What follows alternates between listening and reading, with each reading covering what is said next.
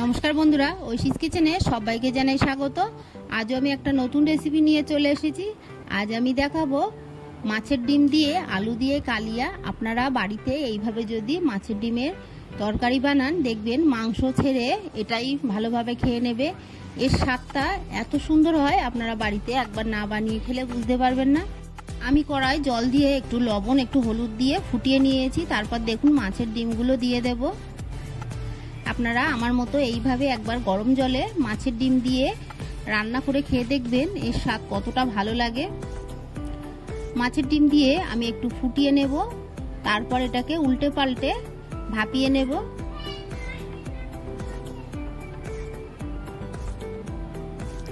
আর এইভাবে যদি মাছের ডিম গরম জলে একটু ভাপিয়ে নেন, তাহলে মাছের ডিম ভাজার সময় গায়ে ছিটকাবে না আর স্বাদটাও খুব ভালো হবে। দেখুন মাছের ডিমগুলো আমি ভাপিয়ে নিয়েছি। আমি খুন্তি দিয়ে একটু কেটে ছোট ছোট করে দিয়েছি, তাহলে ভেতরটাও সেদ্ধ হয়ে যাবে। ভালো করে তুলে আমি জল ঝরিয়ে নেব। এরপর গ্যাসে কড়া বসিয়ে দিয়ে দিলাম সাদা তেল। এই তেলটাকে গরম করে নেব। তেলটা গরম হয়ে গেছে। এই তেলের মধ্যে মাছের ডিম আমি ছোট ছোট করে কেটে নিয়েছি, সেগুলো দিয়ে দেব।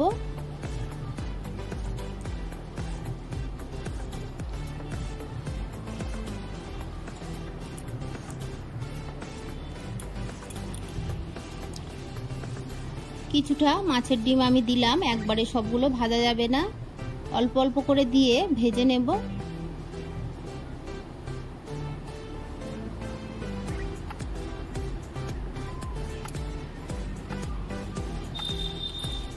ডিমগুলোকে উল্টে পাল্টে ভালো করে আমি ভেজে নেব।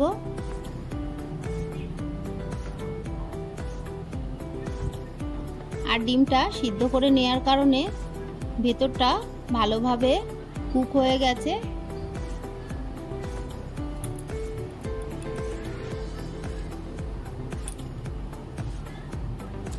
আবারও বলছি, আপনারা বাড়িতে একবার হলেও আমার মতো করে মাছের ডিম আলু দিয়ে রান্না করবেন, খেয়ে দেখবেন কতটা ভালো লাগে।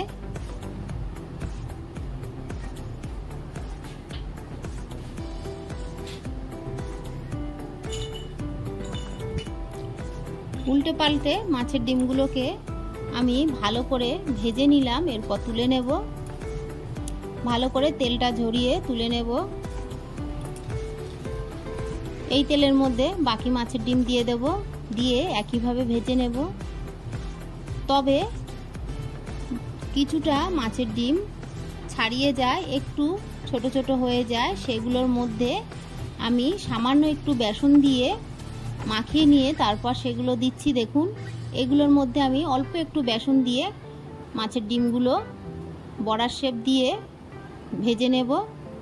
আপনারা চাইলে এইভাবেও করতে পারেন, মাছের ডিমে বেসন মাখিয়ে বড়া করে তারপর রান্না করতে পারেন, সেটাও খেতে ভালো লাগবে।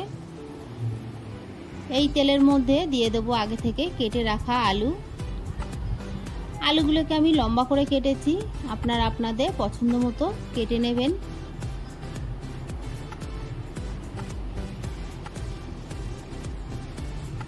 একটু হলুদ দিয়েছি, দিয়ে আলুটাকে ভেজে নেব। তেলের পরিমাণটা খুবই কম হয়ে গেছে, তাই সামান্য একটু সাদা তেল দিয়ে আলুটাকে আমি ভেজে নেব। এই ভাজার সময় আমি অল্প একটু লবণ দিয়েছি, সেটা স্কিপ হয়ে গেছে। আপনারা একটু লবণ দেবেন, দিয়ে আলুটাকে ভালো করে ভেজে নেবেন।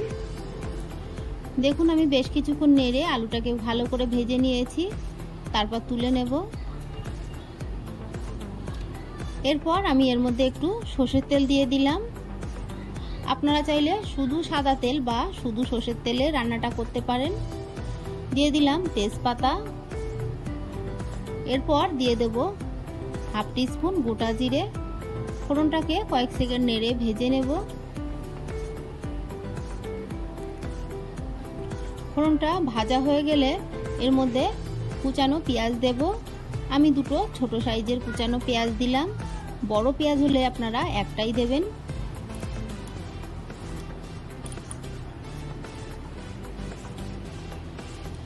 ভালো করে নেড়ে পেঁয়াজটাকে ভেজে নেব। দেখুন পেঁয়াজটাকে আমি ভেজে নিয়েছি। এই সময় কেটে রাখা টমেটো দিয়ে দিলাম, দিয়ে আবারও একটু নেড়ে টমেটোটাকে ভালো করে ভেজে নেব। দিয়ে দেব সামান্য লবণ। টমেটো ভাজার সময় লবণ দিলে টমেটোটা খুব তাড়াতাড়ি ভাজা হয়ে যায়, নরম হয়ে যায়। এরপর দেখুন দিয়ে দিলাম আদা রসুন বাটা। অল্প একটু জল দিয়ে আমি ভালো করে আদা রসুন বাটাটাকে কষিয়ে নেব। আমি গুঁড়ো মশলা দেব, তাই আরও একটু জল দিয়ে দিলাম, তাহলে মশলাটা পুড়ে যাবে না। দিয়ে দিলাম হলুদ গুঁড়ো, দিয়ে দিলাম হাফ টিস্পুন জিরে গুঁড়ো। এরপর দিয়ে দিলাম হাফ টিস্পুন গোলমরিচ গুঁড়ো, দিয়ে ভালো করে নেড়ে নিলাম। তারপর দিয়ে দেব এর মধ্যে লাল লঙ্কার গুঁড়ো। ঝালটা আপনারা যেমন খান সেই মতোই দেবেন। আমি এর মধ্যে গোলমরিচ গুঁড়ো দিয়েছি, লাল লঙ্কার গুঁড়ো দিলাম আর কাঁচা লঙ্কাও দেব, তাই সেই বুঝে দিলাম। তারপর একটু কালারের জন্য দিয়ে দিলাম কাশ্মীরি লঙ্কার গুঁড়ো। দিয়ে খুব ভালো করে মশলাটাকে আমি কষিয়ে নেব। আরও অল্প একটু জল দিলাম, দিয়ে মশলাটাকে ভালো করে আমি কষিয়ে নেব। একটু জল দিয়ে ভালো করে মশলাটাকে কষিয়ে নিলে মশলাটা পুড়ে যায় না। ভেজে রাখা আলু দিয়ে দিলাম, দিয়ে বেশ কিছুক্ষণ নেড়ে আলুটাকে মশলার সঙ্গে কষিয়ে নেব।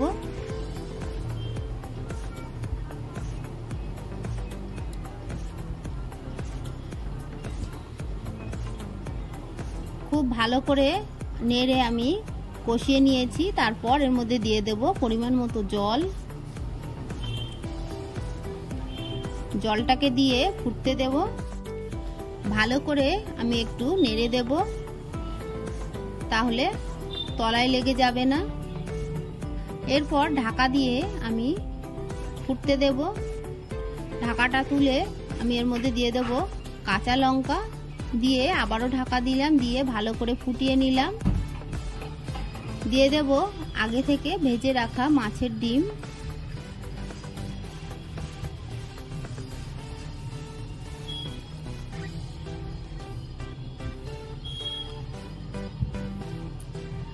সব মাছের ডিমগুলো আমি দিয়ে দিলাম, দিয়ে বেশ কিছুক্ষণ আমি ফুটিয়ে নেব।